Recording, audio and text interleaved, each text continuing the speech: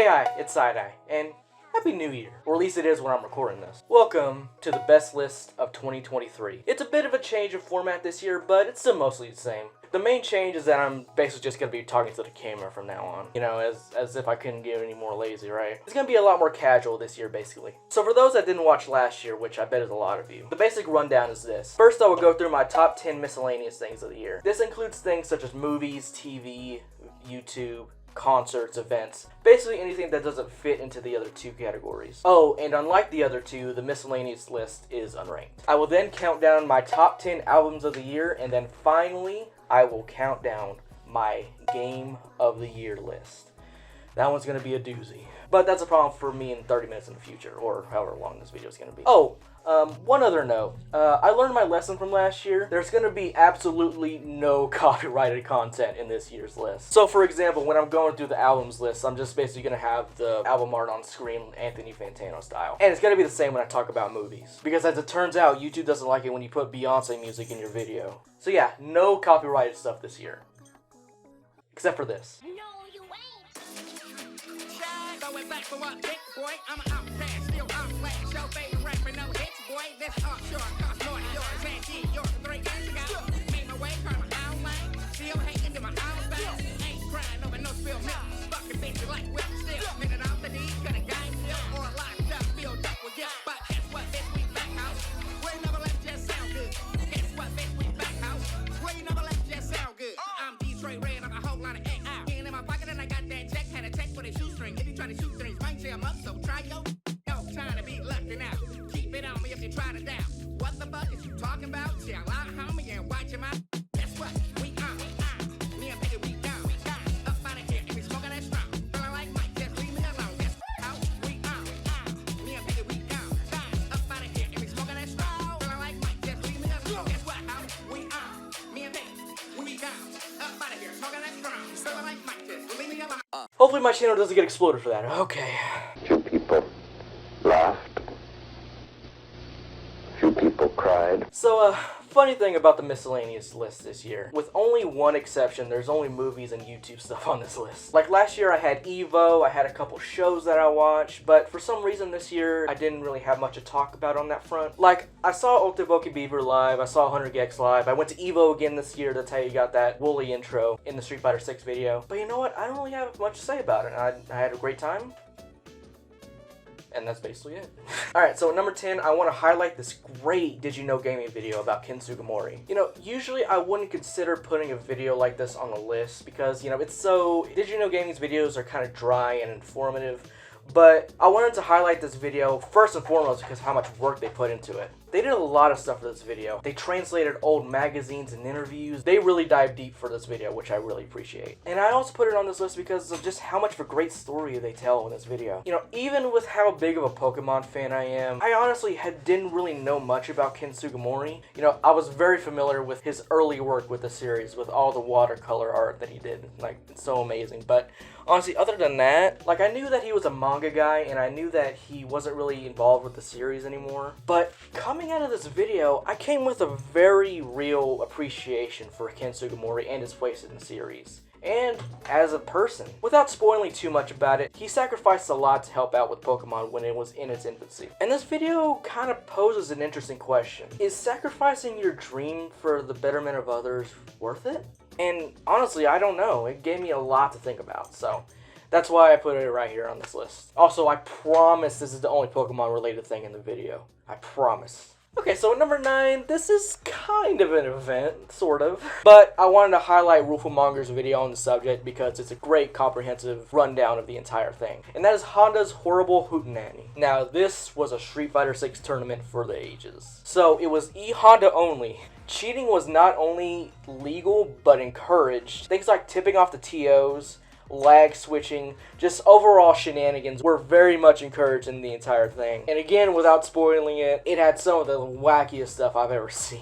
It was basically one big shitpost of a tournament, and I loved every second of it. And it's just one other reason why I love the FGC. How it shows off the creativity and fun the community can have. And also, speaking of the FGC, at number 8, I want to highlight Leon Massey's new video, Fighters Lost in the Files. Now, this video was really interesting going into completely blind. So when I saw it in my sub box, I was kind of confused, but I knew Leon Massey was a great video maker, so of course I watched it instantly. Because, you know, when he uploaded it, it had a very cryptic title and thumbnail, and I really went in knowing nothing. And I was genuinely not expecting this video to be what it was. And honestly, I'm not going to go into it here because that's part of the magic of why I put it on this list. And that's just because of the weird rabbit hole this video goes down. And despite me being aware of the game this video was covering, I had no idea about this particular facet of it. And I was shocked I hadn't heard about it yet. And I think that's where I'll leave it at. If you're curious to go watch it, please try and not read the title because he did change it to be less cryptic, but please go watch it. It is an amazing video. And keeping on this video essay tip that I'm on right now, at number 7 I got Return to the Inventory by Macon on YouTube. So this video is on this list because it's a good video. It's just a good video. I don't know.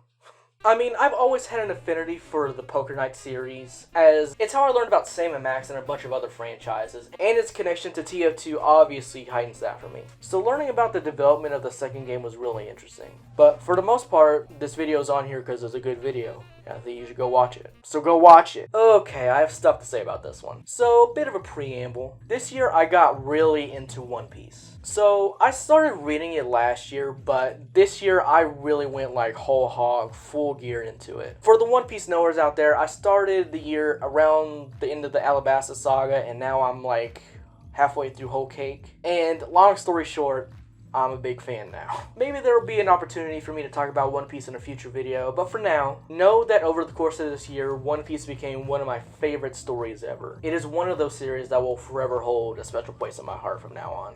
And one avenue I went down to express my fandom was to watch a bunch of One Piece reaction and discussion videos. Much like how I put Bob the Pop-Pop on last year's list, I think one of my obsessions is seeing someone discover something they love for the first time. Seeing someone go through the series and give their thoughts and theories about the manga, while also seeing their love for the series grow over time, just never got old for me this year. And it was through the search of One Piece content that led me to the channel The Drock Show, and his series not only highlighting his experience with the manga, but his mother's journey going through it for the first time. With Drock acting as sort of like a guide to the world of One Piece for her, became one of my favorite things this year. But what specifically put this on this list for me was Drock's mother immediately taken to the series. You know, a lot of the other reaction or discussion videos, they're usually not sold on it from the jump, but she not only took to it immediately, but she immediately started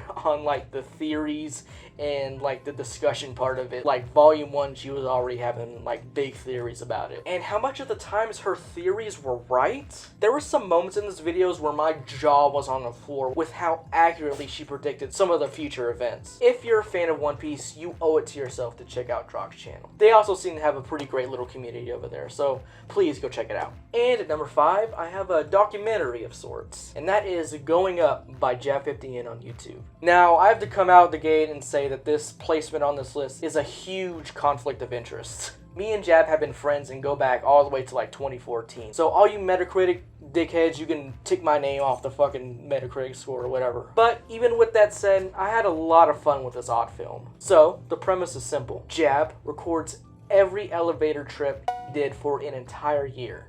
And that's exactly what you get. All 7 hours of it. Yes, I repeat, this is a 7-hour-long documentary. I know that might sound a little tedious, but I really never got bored with it. One big thing I took away from this video is that Jab is a person that keeps really busy. There's a ton of fun moments, cameos, and laughs to be had throughout the long runtime of the film. And I think on a deeper level, it shows you just how much time we typically spend doing mundane things, and how in the mundane, we can find moments of either reflection, joy, anxiousness, you know, just like we really don't acknowledge how some of these moments really affect our lives, but They do. And even though they may seem trivial, those moments end up kind of being the most important of our lives, weirdly enough. Thanks, Jab. Can't wait to see what you got cooking up next. So, for those that didn't watch last year's list, I set out on a mission to watch more movies this year. After only having like 2 on the list in 2022, and I could say that I both succeeded and failed at the same time. Let me explain. I watched a shit ton of movies this year, more than I probably ever saw in 1 year alone. And that's why I'm glad to announce there are 3 slots for movies on the list this year.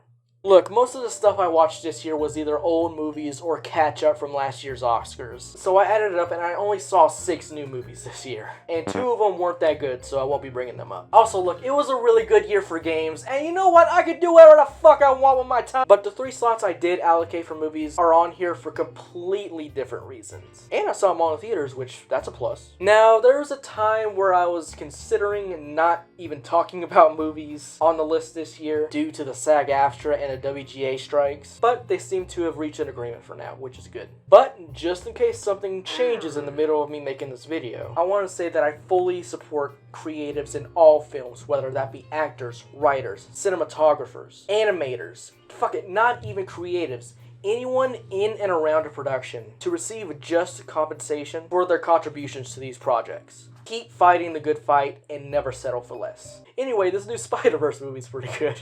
So, I did not see the original Into the Spider-Verse in theaters, and I've regretted it ever since. The movie was just such a visual spectacle that I knew I needed to see the new one in theaters no matter what. And yeah, I'm glad I did. The movie was a blast from beginning to end. Despite me not really being into superhero stuff all that much, I thought Across the Spider-Verse really threaded the needle well between giving the audience a great emotional story while also keeping some of the more fun elements of a multiverse movie. And let me tell you, as someone who's really critical of that type of story, looking at you in Mortal Kombat 1, Bayonetta 3, that's high praise. I also appreciated how long it was for an animated movie. When I thought the movie was about to wrap up, there was like a whole other act left, which I was not expecting. Now, this movie also has some fuckery in terms of how the animators were treated. Again, I brought it up before. I hate how common these type of workplaces are. My heart goes out to each and every one of the animators that worked way too hard to get this movie out on time. This movie is on this list because of you, not because of any faceless corporation. Okay, let's lighten the mood. Wait, what's the next one? Oh shit, number 3 is Killers of the Flower Moon.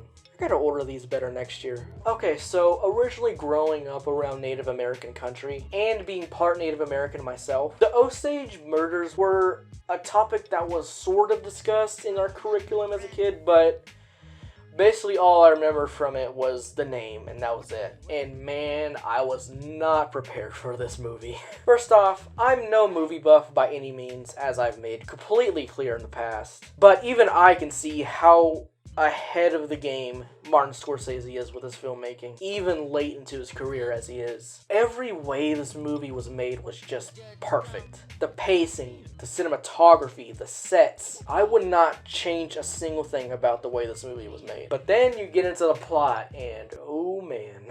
Even as someone who had a general idea of what the movie was going to be about going into it, I don't know how much I want to get into it, but this movie was a bummer. In a good way, or at least in a way that was necessary. The way this movie slowly shows this parasite, we'll call it, take hold of these people and their culture is just so well done with how heartbreaking it is. And if I wasn't already radicalized before this movie, I definitely am now. And I think I'll leave it at that for those that haven't seen it yet. And please go see it if you haven't. Considering if you have 3.5 hours lying around, you know. Okay, now it's actually time for something lighter in tone. Kinda. Now, if you were paying attention earlier, you may have heard that I said that I only saw 4 movies that I cared enough about to talk about this year. But then I also said that there were only 3 movie slots. Curious. Weird. How'd that happen? Well, it's because we got a twofer, baby! That's right, we underpromise and overdeliver in this bitch.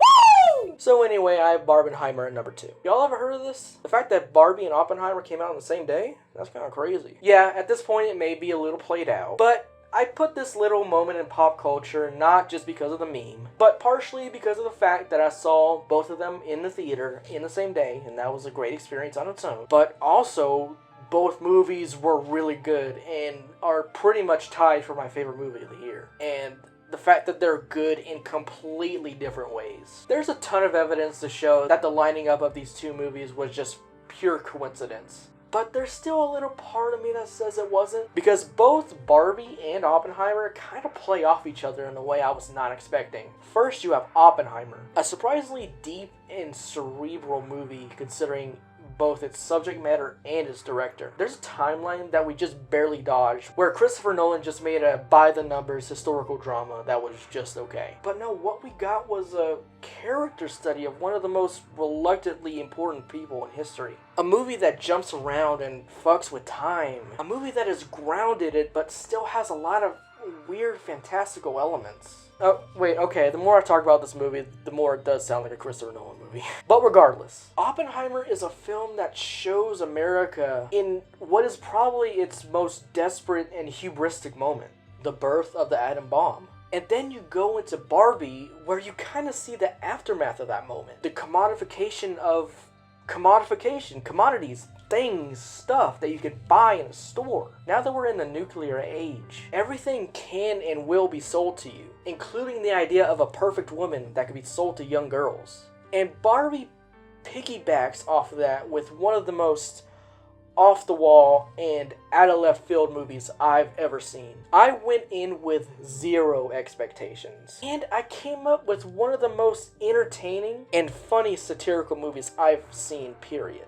It was one of those things where I just kept asking myself how this was an official Mattel product, how this even got past its initial greenlighting phase. So yeah, Barbenheimer, a cultural moment that I was glad to be a part of.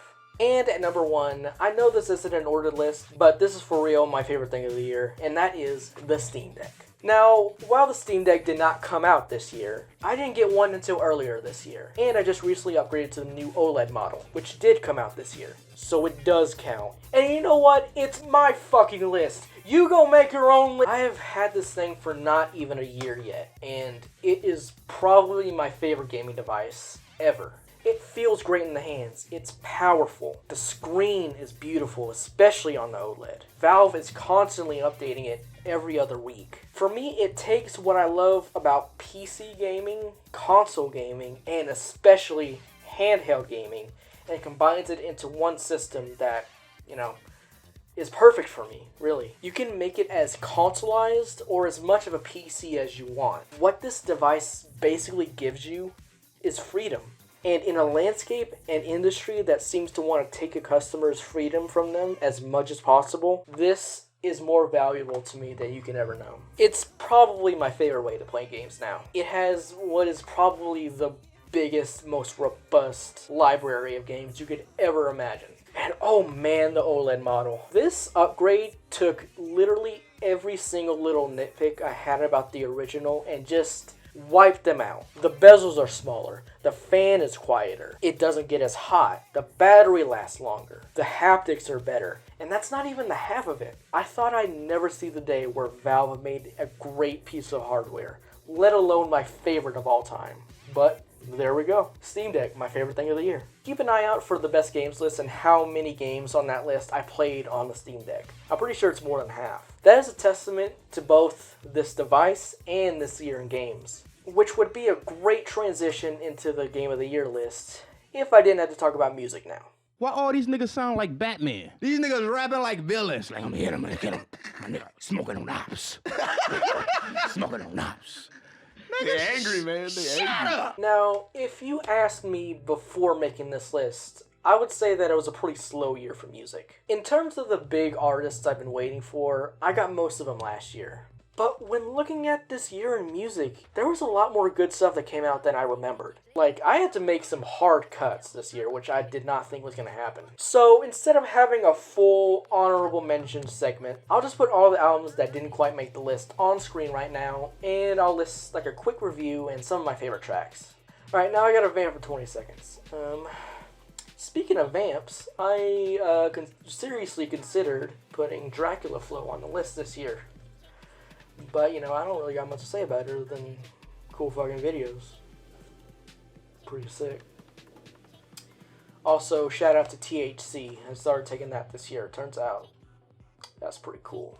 Alright, so at number 10, I have Utopia by Travis Scott.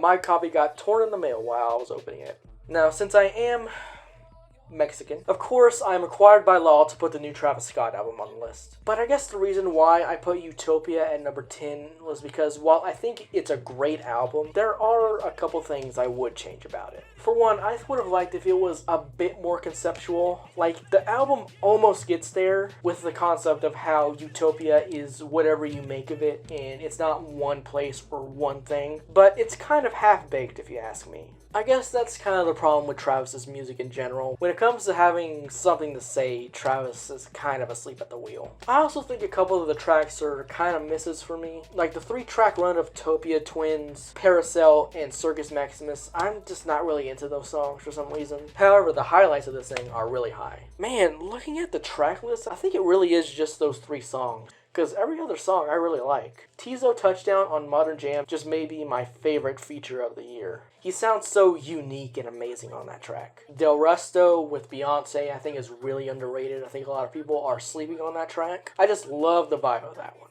Overall, Travis put a damn good listening experience together with Utopia. Okay, so at number 9, I have to issue another conflict of interest warning. I've known and have been great friends with this artist for many years, but even with that said, this is legitimately one of my favorite listens of the year. And that is Paresthesia with Bouquet. Yeah, I'm a zoomer who still burns CDs. We still exist. Alright, so this is a French house album that is just really solid front to back. Every song is named after a different flower, and they all just kind of blend and lead into each other like a DJ set. Despite it not being on streaming, this is one of my most played albums of the year. I found myself just constantly going back to the Bandcamp app to just loop this album on repeat. It's so infectious and catchy. I remember one day I was playing Street Fighter 6, just labbing combos, and I had this album on repeat. I must have listened to this thing like 15 times in a row. It was just so good. If you're looking for a good dance album, I couldn't recommend it enough. Alright, so at number 8 we have the new Eve Tumor album. Let's see if I can get this in one go. Praise the Lord that chews but which does not consume, or simply hop between worlds. Eve Tumor is a singer, songwriter, producer, multi-instrumentalist, and just overall experimentalist, which makes their music great, but really hard to talk about. Which makes their music really hard to describe and pin down to one genre. Which on one hand is why I love their music, but on the other hand, it makes it hell to talk about. But I am going to try. Alright, so this is coming off their 2021 album, Heaven to a Tortured Mind, which is just one of my favorite albums, period. The way it blends many things like glam rock, R&B, hip-hop, and funk, it just instantly grabbed me, and just it's one of my favorite albums to just listen to front to back, no pauses, nothing. And I wasn't sure what to expect with this new one.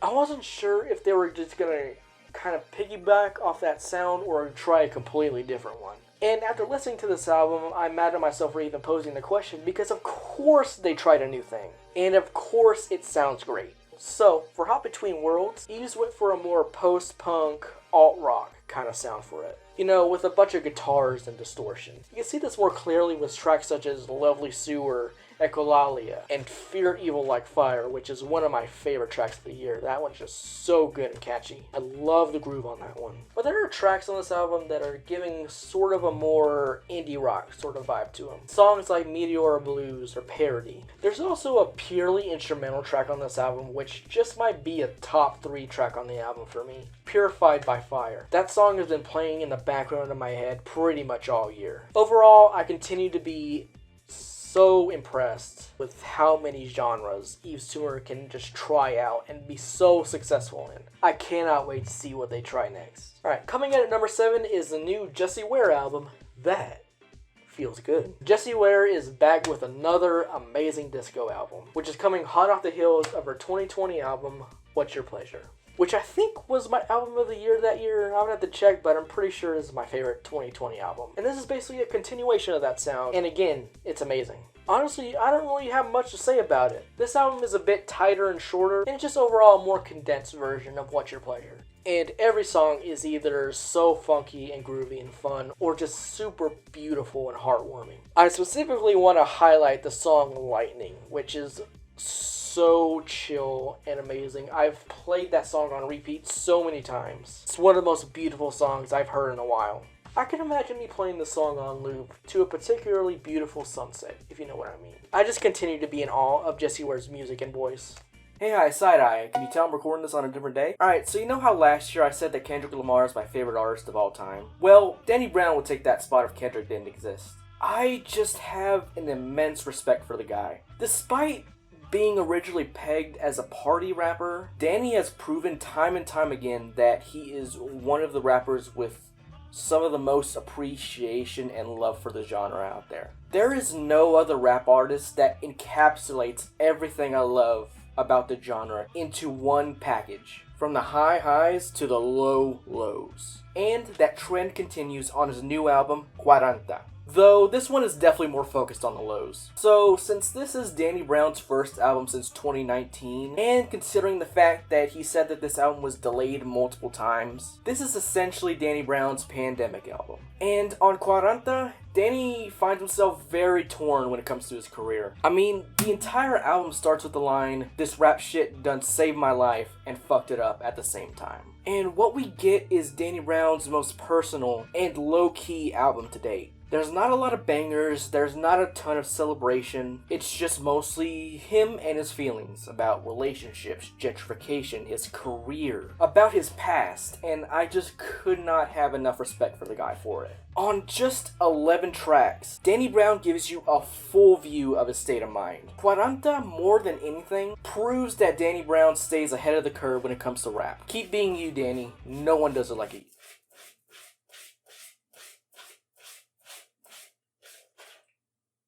Keep being you, Danny. No one else does it like you.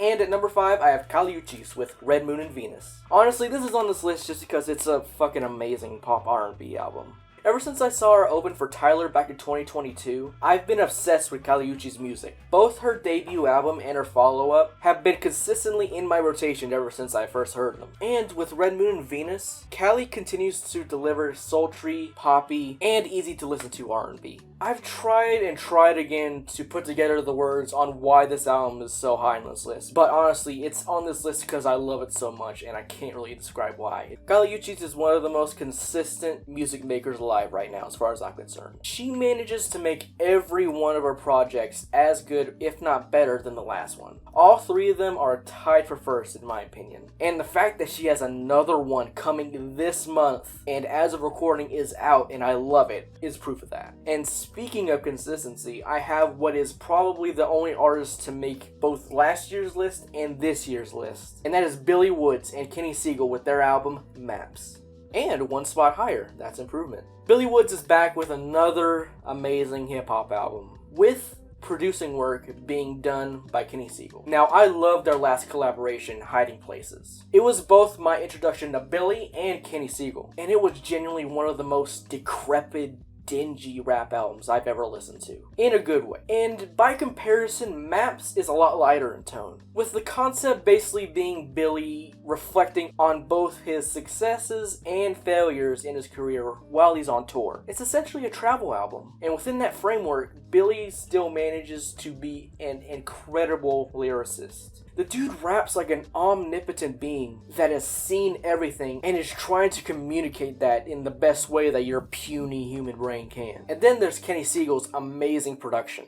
Coming off of Hiding Places, I wasn't expecting the sound of this album to be kind of beautiful. Like, it definitely does have its darker moments. But for the most part, the beats on this album are very light and fluttery. And that was a welcome surprise. This album, I feel, is a great album to put on after a long, hard day of work. Just sit down, relax, and let Billy and Kenny commiserate with you. I dare you to find a rap album that came out this year that has more texture, more meat on its bones than Maps. Okay, so the top 3 albums this year were really hard to determine. All 3 of these albums could have made the number 1 spot easily. And I even considered at one point having a 3-way tie. I ultimately chose to rank them, but know that each of these 3 albums hold a special place in my heart now and are some of my favorites ever. So, at number 3, I have Desire I Want to Turn Into You by Caroline Polachek. Now, like many people, I was introduced to Caroline's music through her 2019 album, Pang. And now, 4 years later, she's back with her second album, and it's probably one of the best pop albums I've ever heard. From top to bottom, Desire is one of the tightest and most forward-thinking albums I've heard, period. Every song is either so catchy yet out of this world, or just heartbreakingly beautiful. The way just sound is played with all around this album is just amazing. Take a song like Sunset, for example. I love the chorus, especially the part where Caroline is singing these oohs in a way that I've never heard done before. I don't know if it's post-processing or if her voice is actually doing that, but either way, it's so great. Blood and Butter is another favorite of mine, with its very spacious production. This is probably the catchiest album of the year for me. Every track is just so sticky and so memorable. It's probably the best art pop album I've encountered. And then at number 2, I have what is probably my biggest surprise of the year, music-wise. And that is Fountain Baby by Amare. Holy fucking shit.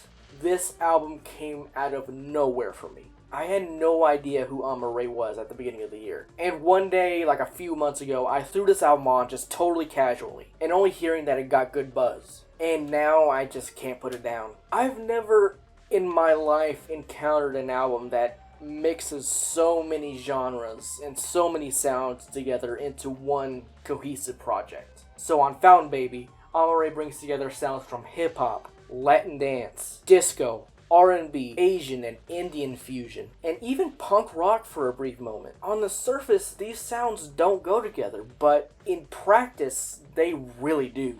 And together, they bring a perfect blend of sound that never really stays in one place, and thus makes for a listening experience that I want to repeat over and over and over. This is, by a long shot, my most listened to album of the year. And the production on this album is just so insane. The song Wasted Eyes just may be my favorite production of the year. The way the gunshot sounds in that track just throws me off so much, and I love it.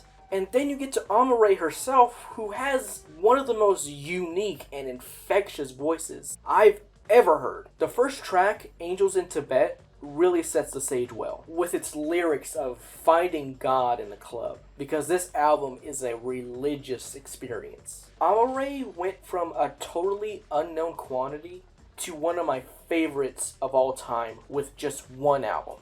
Now that's an accomplishment. So, I talked about Danny Brown earlier, and now I want to talk about JPEG Mafia. Ever since 2018, I've been following his career path very intently. And with each project he's dropped, JPEG Mafia has steadily climbed up my favorites of all time list. Despite obviously being a very experimental and abrasive artist, one thing I've always appreciated about JPEG Mafia's music is the way he still manages to find musicality in all the chaos he makes, and how easily he manipulates and plays with sounds and still makes it sound great. So, when news originally broke that he was working on a collab album with one of my favorite artists, Danny Brown, I was obviously very dismissive. Alright, look, anybody who's been in or around the hip-hop community knows that dream collab albums like this almost never come out. I thought this album, Scaring the Hoes, was going to join the likes of Wang Sap, the J. Cole and Kendrick album, Maclib. Basically, the most I was hoping for was that we would get like a few leaks a couple years down the road. But, to my surprise, at a certain point, it seemed like Scaring the Hoes was an actual album that was going to release at some point. And then a different fear started to take hold. This thing seemed too good to be true. There's no way they could knock it out of the park their first try. There has to be some catch. Maybe their styles don't work together. Maybe it would just sound like an average JPEG Mafia album, with a couple Danny Brown features tacked onto them. And then I listened to it, and it turns out some dreams do come true. Because this thing was everything I could have hoped for, and more. Not only did Danny Brown mix well with JPEG Mafia's sound, but Peggy seemed to morph his sound to accommodate the fact that another artist was going to be on top of it. Because this does not sound like a JPEG Mafia album. This does not sound like a Danny Brown album. Scaring the Hose is something like I've never heard before, period. Look, I'm not a rap expert, but it's the genre that I'm most familiar with, and I have the most love for. I've heard a ton of alternative and experimental rap. And Scaring the Hose has moments that legitimately knocked me on my ass. Garbage Pail Kids, for example, is just one of the craziest songs I've heard, period. The looping sample mixed with the deep bass and just general chaos of the track makes it sound like you're in a microwave going through a spin cycle. And then you get a track like Kingdom Hearts Key, which is so electronic and stuttering, yet really beautiful and kind of serene. And with a surprise feature from Red Veil, which just may be one of the best verses on the album. And the whole thing is so fucking hilarious. Alright, fuck it. Top 5 funniest moments on Scaring the Hose. That ass is looking like shit.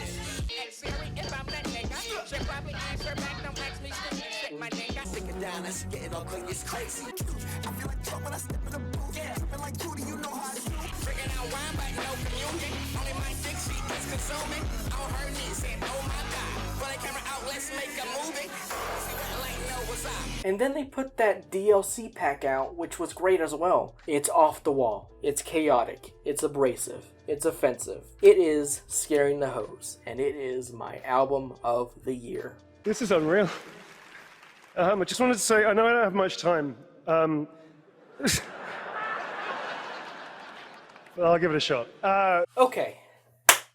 Video games. My life is like a video game. Okay, now on to the games list. Yeah, guys, wasn't this just an amazing year for video games? I'm so glad there was nothing at all to talk about in the games industry, other than all the amazing releases that came out this year. I sure do love product. Yeah, much like how I talked about movies earlier, I have to do my professional duty and acknowledge that even though this was a stellar year for games in terms of releases, the industry was not doing so hot this year. And that is mostly due to the excessive amount of layoffs and straight up studio closures throughout the year. With the total amount of job cuts coming to, I shit you not, 6,500. Yes, despite sales and revenue being higher than ever, the games industry could not let a good thing be without fucking it up for everybody. There were many factors that went into these layoffs. Factors that I will not go into here. But I think if this year in gaming taught us anything, is that unionization is more needed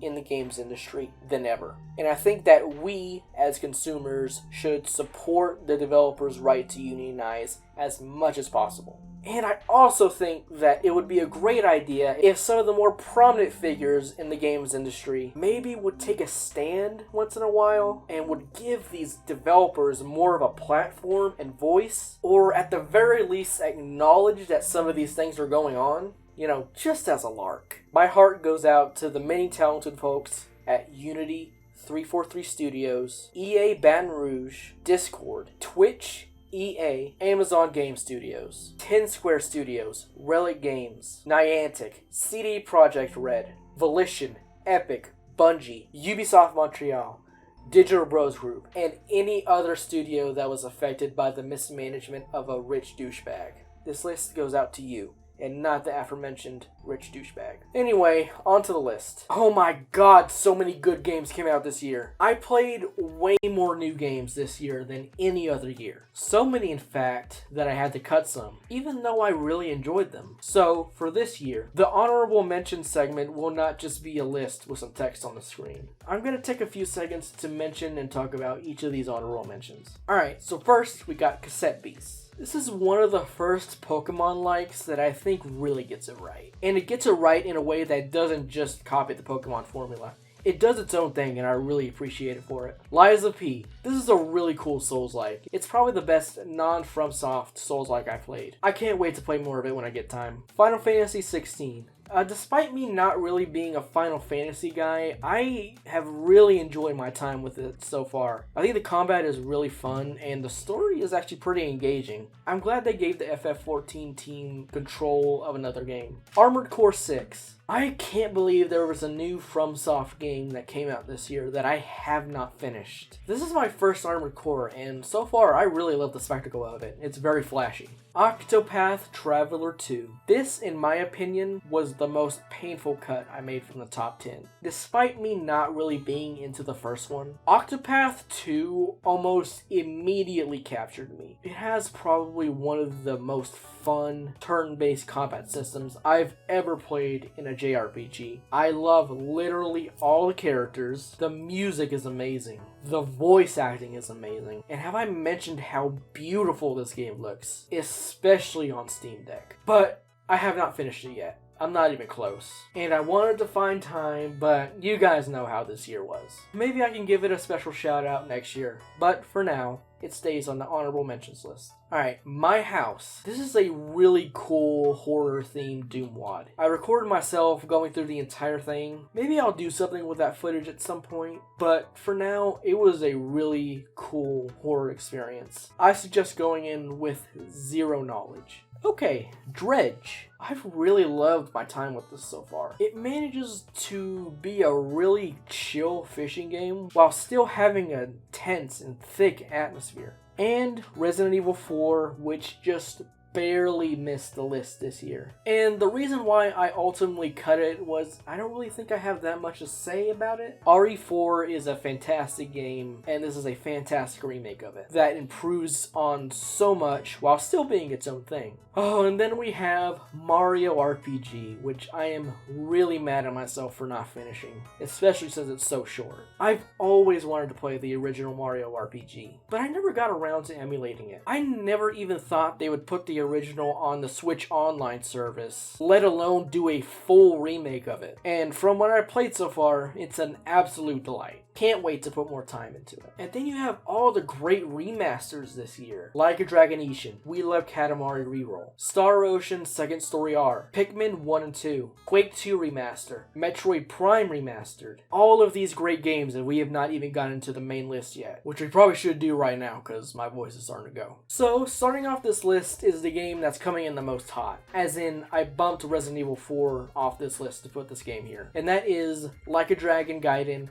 The Man Who Erased His Name. I honestly did not expect this thing to be as good as it was. What this was basically sold as was an interstitial Like a Dragon game that takes place during the events of Yakuza 7 and tells a story of what happened to Kiryu after Yakuza 6 and then leading into Infinite Wealth. I basically thought this was going to be a glorified DLC with a bunch of filler. But no, even though you can tell this was originally going to be DLC, it is still a great self-contained Like a Dragon game in and of itself. I did not realize how much I miss Kiryu, and having one more brawler style game with him meant more to me than I was expecting. It also has pretty much all the side stuff you would expect from one of these games, sub-stories included. Also, shout out to this game being the first Yakuza game I platinumed.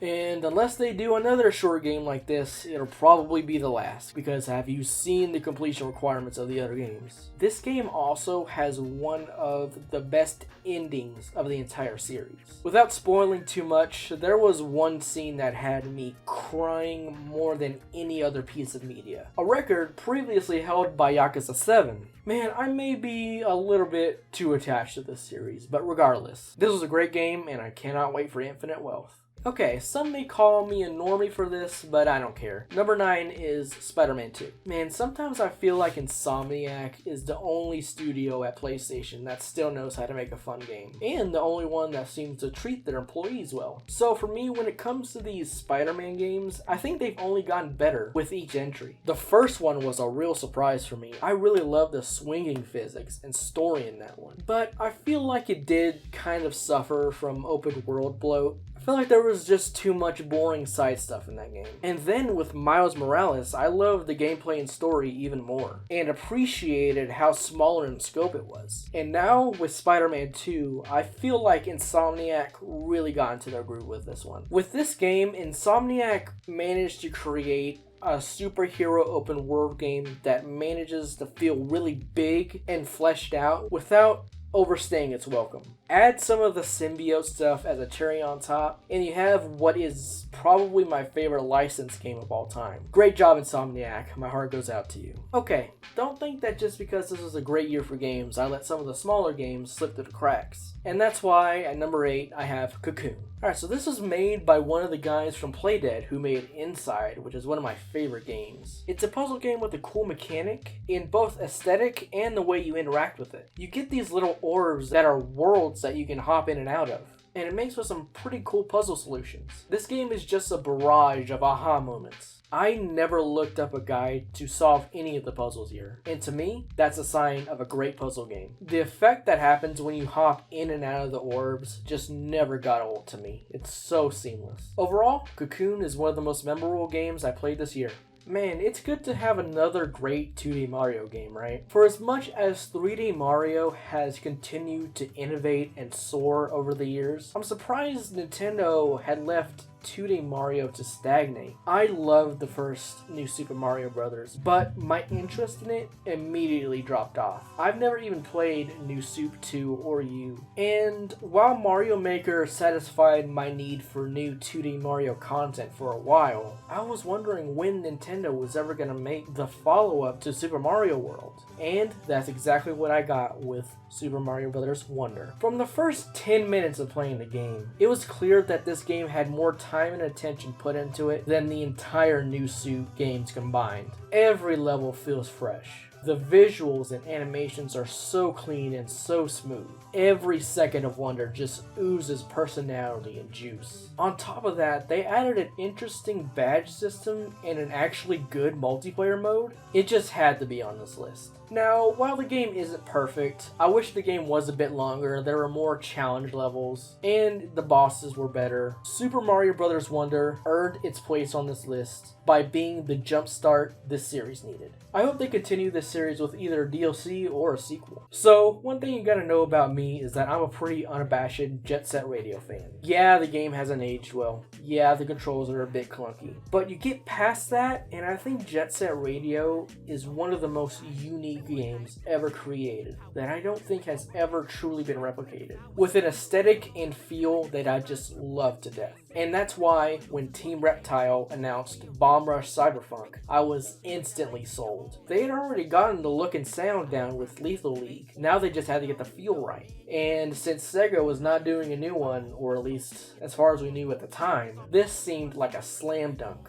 And yeah, it's pretty much everything I wanted. Bomb Rush Cyberpunk captures everything I love about Jet Set Radio, and then some. It's got the aesthetic, it's got the exploration-based 3D platforming, and it's got the music. Boy, it's got the music. This is probably soundtrack of the year just due to the fact that it's so eclectic, considering that they commissioned a bunch of small artists for it, and it all goes together. Fuck it, top 5 Bomb Rush Cyberpunk songs on the screen right now. This game satiated my need for a new Jet Set Radio so much that when Sega finally announced that they were doing another one, I was just like, okay, we'll wait and see. Thank you, Team Reptile.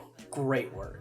Now, the top 5 this year is really interesting. Show this top 5 to myself a year ago, and I wouldn't believe it. Not just that 2 of them I hadn't even heard about at the time, but also that 2 of them came from franchises that I never thought I would even like or care about, and one coming from a genre that I had problems with in the past. This year in gaming for me, more than anything, was a year full of surprises. And the top 5 is proof of that. Case in point, at number 5, I have Pizza Tower. Now, even though this game had a pretty long development and fandom before it even came out, I had no idea that this thing existed. So when I saw on Steam there was a Wario Land styled platformer with speedrunning elements, a banging soundtrack, and just one of the most unique aesthetics I've ever seen, being very inspired by late 90s, early 2000s Cartoon Network, I just knew I had to try it out. First and foremost, the thing I love most about Pizza Tower is its levels. Shout out to this game for being one of the games that introduces a mechanic and then sticks with that mechanic the entire level, and then it never uses it again, and then next level you're on to the next mechanic. This has got to be one of the best paced platformers I've ever played. Pizza Tower is a game that rarely takes its foot off the gas and keeps you guessing at every turn. It's also one of the straight up funniest games I've ever played. It was consistently having me laugh out loud and smile. Add all those ingredients together and top it with one of the best OSTs I've heard in a while. Put it in the oven for a little bit and out comes Pizza Tower, my number 5 game of the year.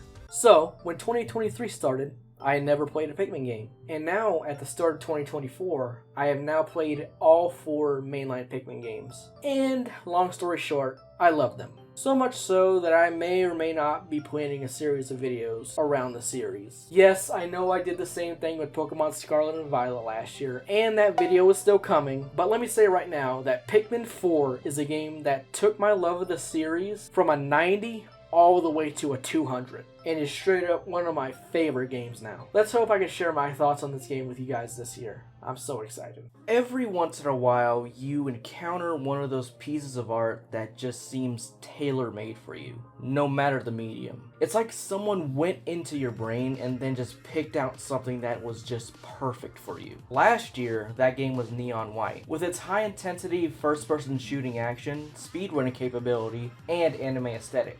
I thought nothing else was going to compare in that aspect. I thought Neon White was the only game that was ever going to happen with.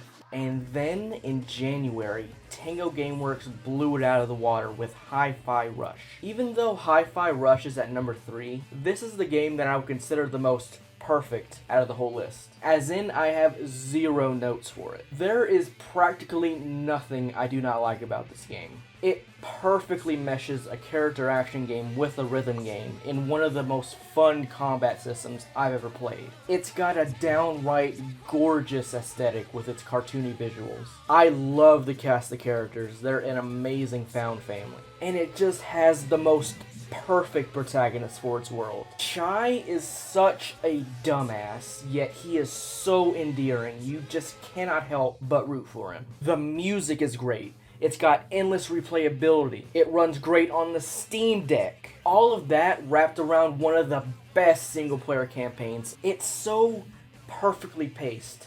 Nothing outstays its welcome, and each stage has something unique to it. God, I could talk about how much I love this game all day, but I think I'll just leave it at that. Thank you, Tango Gameworks.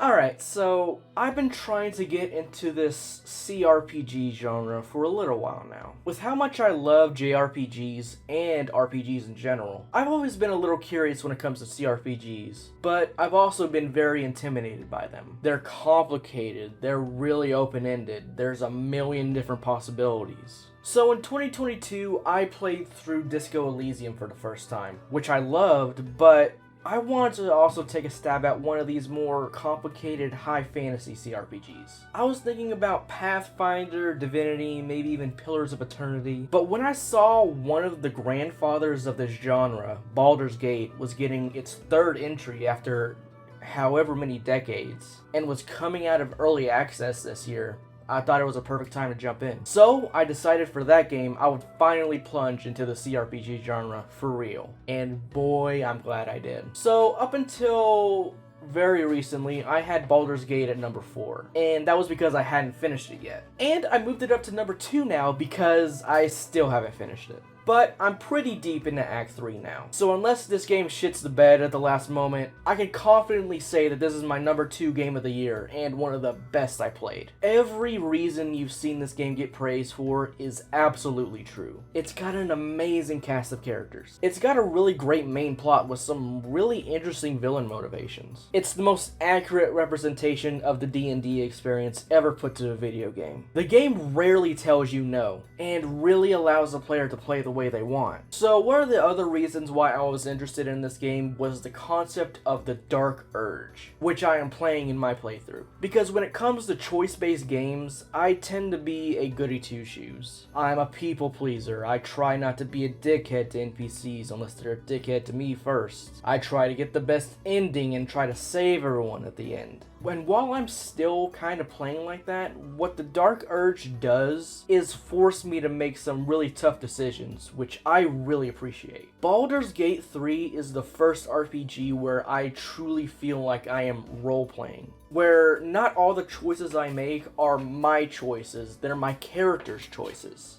That has never happened in a game before. I usually roleplay as basically myself, trying to make the best decision possible. My character has her own beliefs and makes decisions I would not make. And although I've been trying to complete as much of the game I can and take every quest that I can, I have probably not even seen 20% of this game. It is so big. I'm already thinking of possible other playthroughs, even though I haven't even finished my first one. This is a game that I feel like I'm going to be playing for the rest of my life, and I thank Larian wholeheartedly for that. I can honestly say that I am a fan of CRPGs now. I can't wait to explore the genre in the future and see what Larian is cooking up next. So, when deciding between Baldur's Gate and the #1 game on this list, I was having an internal battle. I really wanted to put Baldur's Gate at #1, but at the end of the day, one of these games I made a 40-minute video on how much I love it, and one I didn't.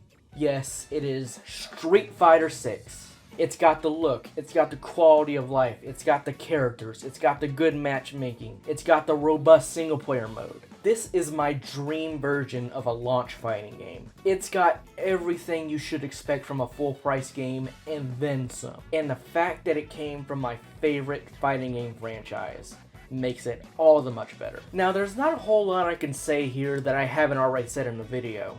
But let me say this, 2024 also seems like a great year for fighting games, with games like Tekken 8 and Grand Blue Fantasy vs. Rising getting their start this year. And good luck to them, because in the foreseeable future, I don't see myself playing another fighting game that is not SF6. It's got everything that can facilitate long-term play for me, especially when it comes to its online play. Honestly, I don't ever want to play another fighting game that does not have the quick rematch option. That is so essential from now on. That, on top of the continued support it's going to get over the years, means that there's a high bar to clear when it comes to other fighting games. And that's great for the genre. Street Fighter 6 is my game of the year, not just because it's a great game, but also because it's a game that I could not realistically ask more from. It delivered everything I love about fighting games, and then more I couldn't even imagine. Just please lower the DLC prices, Capcom. And there you go, my top 30 things of the year. What were your favorite things of the year? Let me know in the comments. I know that this was a pretty slow year for the channel, considering that there was only one real video. P.S. There was a secret second video on the channel, but I deleted it because the audio was so terrible. But it was a challenging year for me in a lot of aspects, and also very much a year of learning and growth for me. And I appreciate the support regardless. And there are so many things I've been working on this year that I cannot wait to show you guys. Speaking of which, I got a Scarlet and Violet video to make. And I haven't even finished the second DLC yet, so I should probably get on that.